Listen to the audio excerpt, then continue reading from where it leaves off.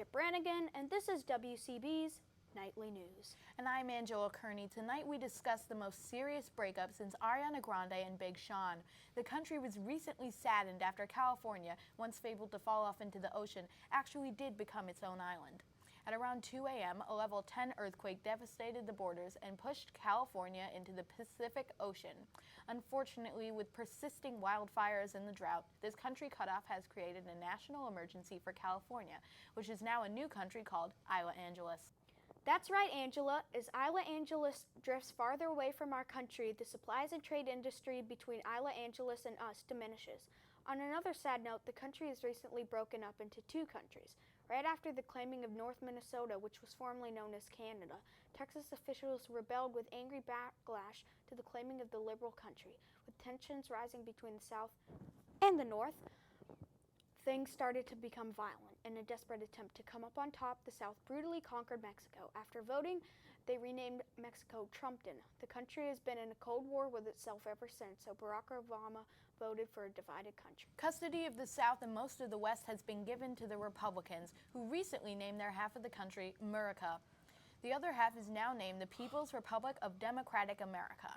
In the polls for America, Donald Trump is in the lead. In the polls for us, Hillary Clinton is in the lead. In brighter news, Tupac was recently found alive in Guam, claiming that he faked his own death to escape paparazzi. This incredible discovery was made after Tupac was found water skiing by the local U.S. Coast Guard in Guam. It's going to have a final tour through Democratic America. Indeed, but he has no plans of returning to the music industry afterwards, so this is a one-time tour only. We have just received breaking news. According to CNN, Ferguson, Missouri has erupted in gunfire as the one-year anniversary of Michael Brown's murder passes. As we know, last year on August 10, 2014, we received news of a young black teen being brutally shot and murdered by a local police officer. The most disturbing and outrageous thing about the situation was that Michael Brown possessed no weapon or firearm. With violence and riots breaking out that year, history repeats itself as the one-year anniversary of a young teen ends in blood. Now violence has resulted in even more violence, and we are deeply saddened by this outbreak. In sports-related news, the Olympics have left Boston officially.